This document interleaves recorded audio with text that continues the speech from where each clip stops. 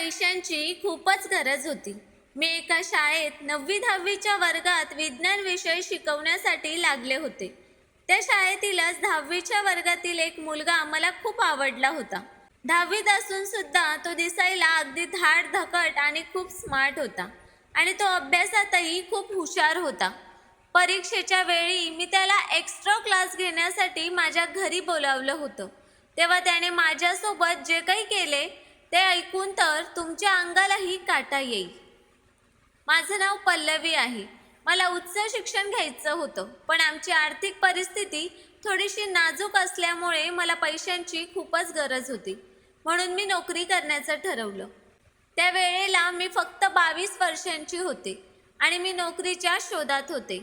तेव्हाच मला एका शाळेत विज्ञान विषयाची शिक्षिका म्हणून नोकरी मिळाली. म्हणून मी खूपच खुश होते. मी दिसायला सुंदर आणि सडपातळ होते. मी कमी वयाची असल्यामुळे दररोज शाळेत जाताना माझ्याकडे मुलंच नाही तर मुलीसुद्धा पाहत असायच्या. त्या शाळेत 9वी-10वीचे वर्ग मला विज्ञान विषय शिकवण्यासाठी दिले गेले होते.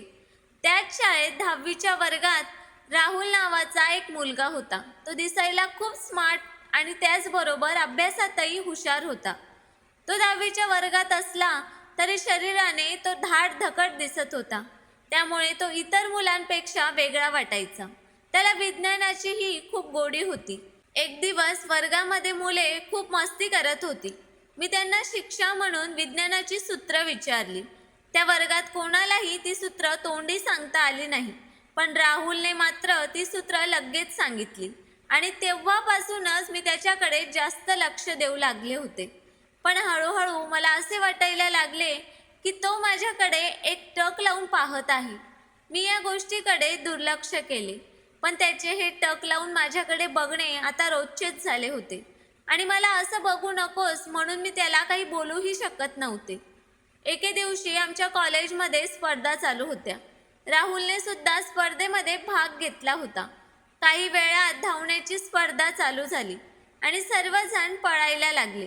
मी एका बाजूला उभी होते आणि पळणारे सर्वजण माझ्या समोरूनच जाणार होते. राहुल माझ्या समोरून जाताच त्याला मी अंगठा दाखवून शुभेच्छा दिल्या, तर त्याने पळत असतानाच हळूच मला डोळा मारला.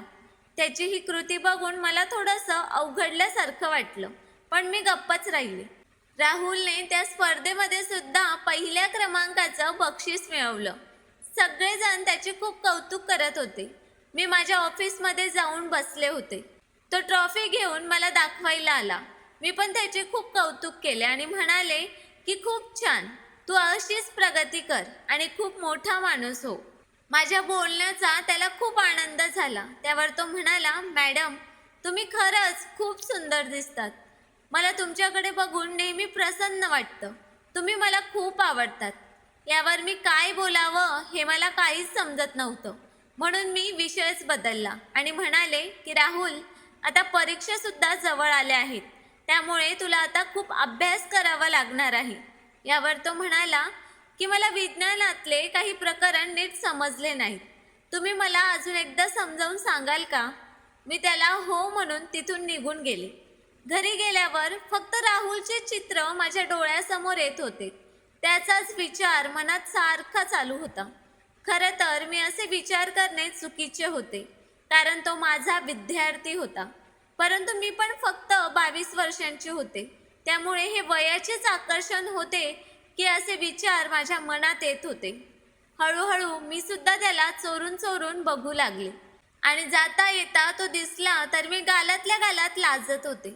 असेच दिवस जात होते, पण मला या विषयावर त्याच्याशी बोलणे चुकीचं वाटत होतं. एक दिवस तो माझ्याकडे आला आणि म्हणाला की मला विज्ञानामध्ये खूप आवड आहे आणि त्यासाठी मला थोडासा एक्स्ट्रा क्लास लावावा लागणार आहे. त्याच्या बोलण्यावर मी थोडासा विचार केला आणि त्याला म्हणाले की मी तुझा एक्स्ट्रा क्लास घेईन आणि शाळा सुटली की तू माझ्या घरी येत जा. मी तुला रोज 1 ते 1.5 तास शिकवत जाईल. यावर तो लगेच हो म्हणाला आणि दुसऱ्या दिवसापासूनच माझ्या घरी नियमितपणे येऊ लागला. मला त्याला असं शिकवताना आनंद होत होता, पण हे मी त्याला दाखवत नव्हते. एक दिवस असंच शिकवत असताना माझं त्याच्याकडे लक्ष गेलं, तर माझ्या लक्षात आलं की तो माझ्याकडे एक टक लावून पाहत आहे. मला त्याचं बघणं थोडंसं चुकीचं वाटलं. म्हणून मी लगेच त्याला सांगितलं की तुझं असं बघणं योग्य नाही. मी तुझी शिक्षिका आहे. नंतर मी गप्प झाल्यावर तो म्हणाला की तुम्ही मला खूप आवडतात आणि मला नेहमी तुमच्यासोबतच राहू वाटतं. मी त्यावेळी त्याला सांगितलं की शिक्षक आणि विद्यार्थीमध्ये हे असं खूप चुकीचं आहे. तू असा विचार करणं बंद कर आणि अभ्यासावर लक्ष दे. माझं बोलणं ऐकून तो थोडासा नाराज झाला आणि तिथून निघून गेला. तो आता फक्त माझ्याशी कामापुरताच बोलत होता. माझं सुद्धा मन त्याच्यामध्ये गुंतलं होतं. त्यामुळे त्याच्या अशा अबोलाने मला सुद्धा खूप अस्वस्थ वाटत होतं. ते परीक्षेचे दिवस होते आणि त्यानंतर सर्वांना सुट्ट्या लागणार होत्या. आमच्या घरातले सुद्धा एका लग्नानिमित्त बाहेर गावी गेले होते. म्हणून मी राहुलला घरी बोलावून घेतले आणि म्हणाले की विज्ञानाच्या पेपरसाठीचे 2 दिवस तू माझ्या घरी ये. मी तुझा अभ्यास घेईन. ठरल्याप्रमाणे तो अभ्यासाचे सर्व सामान घेऊन आला. तो घरी आल्यावर मी त्याला म्हणाले की तू जेवण इथेच कर, म्हणजे जास्त वेळ थांबता येईल. तर तोही हो म्हणाला. मग मी त्याच्याजवळ गेले आणि त्याच्या हातात हात घेऊन म्हणाले की तू खूप चांगला आणि हुशार मुलगा आहेस. तू शिकून खूप मोठं व्हावं असं मला वाटतं. माझ्या बोलण्यावर त्याने माझ्याकडे बघितलं आणि मला त्याच्या जवळ ओढून घट्ट मिठी मारली. त्याच्या स्पर्शाने माझे अंग थरथर कापत होते. मला काहीच समजत नव्हते की हे मला काय होत आहे. मी सुद्धा त्याच्या मिठीत पूर्णपणे हरवले होते. त्याच्या मिठीत असताना मला एका सुंदर विश्वात असल्याचा आनंद जाणवत होता. तो हळूच माझ्या पाठीवरून हात फिरवू लागला. तशी मी एकदम भानावर आले आणि त्याला दूर ढकलले. मग तोही नजर चुकवत सॉरी म्हणू लागला. मग मी स्वयंपाकघरात गेले आणि थोड्या वेळाने बाहेर आले तर तो शांतपणे अभ्यास करत बसला होता. मला बघून तो म्हणाला की मी खूप अभ्यास करेन आणि खूप मोठा होईन. असं म्हणून तो तिथून निघून गेला. नंतर परीक्षा झाली आणि सुट्ट्या लागल्या. आता माझ्याकडे थोडेसे पैसेही जमले होते आणि मला शैक्षणिक कर्ज पण मिळणार होते. म्हणून मी ती नोकरी सोडून उच्च शिक्षणासाठी उच्च महाविद्यालयात प्रवेश घेतला. काही दिवसांनी माझे लग्नसुद्धा झाले. पण राहुलची काहीच बातमी मिळाली नाही. तो कुठे आहे, काय करतोय, मला काहीच माहीत नव्हतं. परंतु तो माझ्या आयुष्यामधील एक गोड गुपित असल्यासारखं अजूनही माझ्या आठवणीत आहे. तर मित्रांनो, स्टोरी कशी वाटली ते कमेंट करून नक्कीच सांगा.